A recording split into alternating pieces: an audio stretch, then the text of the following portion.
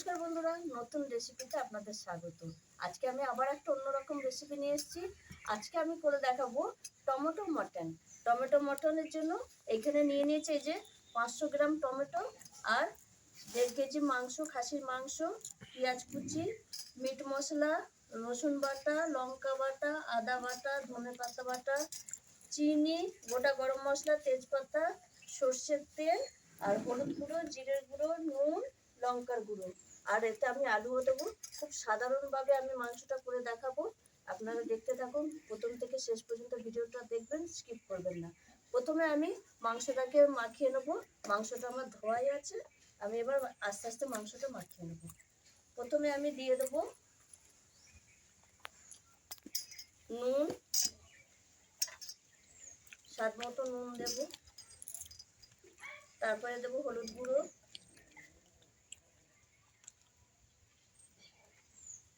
জিরের গুঁড়ো,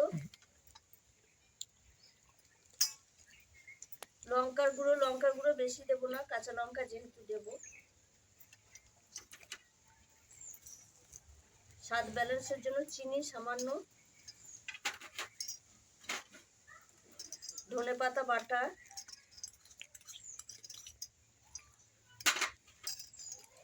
আদা বাটা, কাঁচা লঙ্কা বাটা, রসুন বাটা,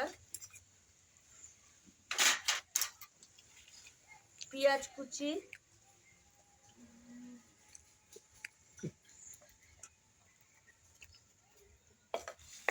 এই যে টমেটো, যেহেতু একটু টমেটো মটন, তাহলে কটা টমেটো আমি এর মধ্যে মানে একটু হাতে করে ভেঙে দেব,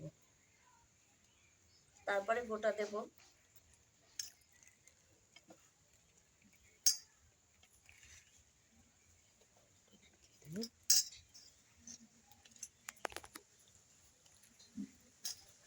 আর দিয়ে দেবো আমি সর্ষের তেল, দিয়ে মটনটা ভালো করে মাখিয়ে নেবো।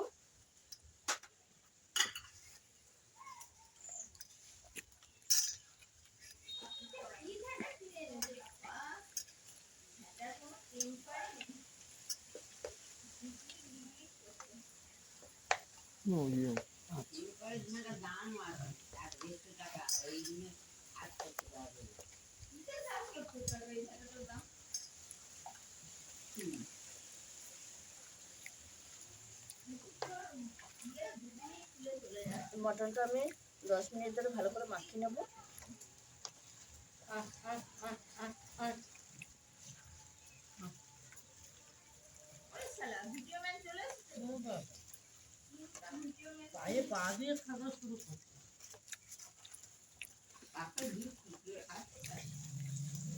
যেহেতু এটা টমেটো মটন, ওর জন্য আমি টক দই দেবো না, আমি টমেটোতেই এটা টক ভাবটা হবে। মাংসটা আমার মাখানো হয়ে গেছে, এবার আমি 10 মিনিট ঢাকা দিয়ে রেখে দেবো। এদিকে আমি হাতটা ধুয়ে এসে উনুনটা ধরিয়ে নেব। হাঁড়ি বসিয়ে দিয়েছি, এই রান্নাটা আমি হাঁড়িতেই করব। হাঁড়ি আমার গরম হয়ে গেছে, এবার দিয়ে দেবো আমি সর্ষের তেল।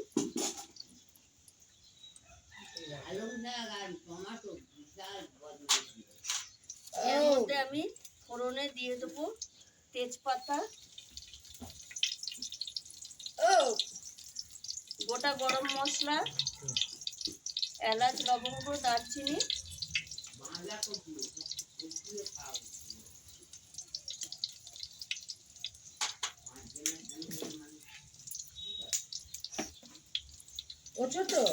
তেলটা ভালো করে একটু নাড়িয়ে দেবো।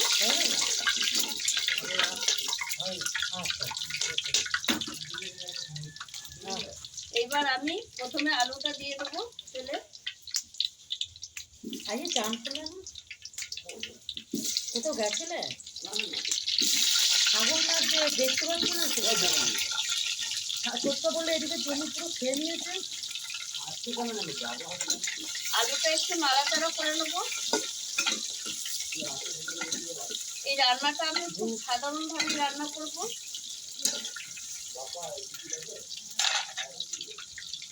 হালকাভাবে একটু নেড়ে চেড়ে নেব, দিয়ে আমি মাখানো মটনটা দিয়ে দেবো।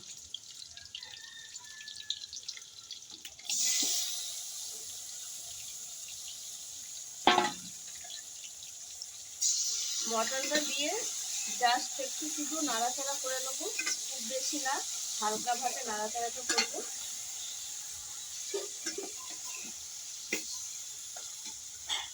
এইবার আমি এর মধ্যে এই যে টমেটোটা কেটে নিয়েছি, খানিকটা টমেটো আমি এতে মিশিয়ে দিয়েছি হাতে করে, আর এটা আমি কেটে নিয়েছি। এবার এর উপর দিয়ে দেবো, আর দিয়ে দেবো একটু বাটি ধোয়া জল,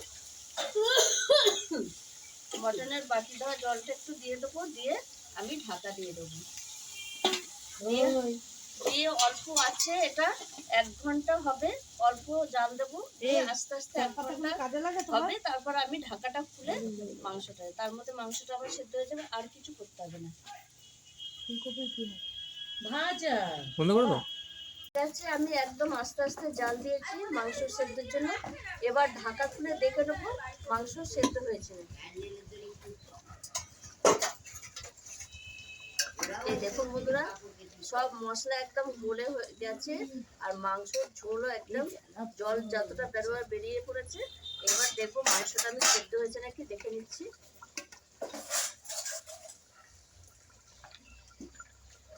এই দেখুন বন্ধুরা, মাংস একদম সেদ্ধ হয়ে গেছে। গরম নালে হাতে করেই দেখাতাম। এই দেখুন, আর এদিকে আমার মাংসটাও হয়ে গেছে। এর মধ্যে আর দেবো শুধু একটু মিট মশলা, অল্প করে দেব।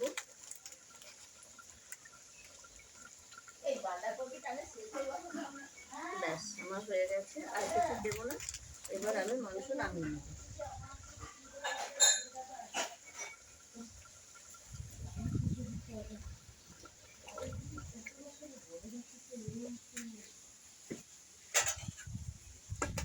আর কত সুন্দর হয়েছে দেখুন বন্ধুরা, কালারটাও সুন্দর এসছে, আর মাংসটাও দারুণ হয়েছে। দেখুন, আমি এবার নামিয়ে নিচ্ছি। আলু তো একদম গুলে গেছে। বাড়িতে আপনারা এইভাবে একবার মাংস রান্না করে খেয়ে দেখবেন, দারুণ লাগবে। আর এটা টমেটো চিকেন মটন করেছি, টমেটো একটা সুন্দর কালার আছে, ওই জন্য আমি টক দই দিইনি, টমেটোতেই টক হয়ে যাবে।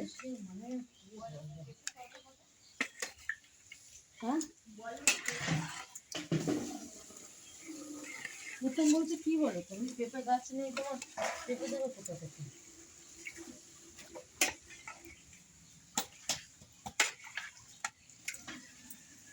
মাংস বেশি, মাটন কটা বেশি না কষিয়ে এইভাবে রান্না করলে, কম কষিয়ে খুব ভালো লাগে খেতে।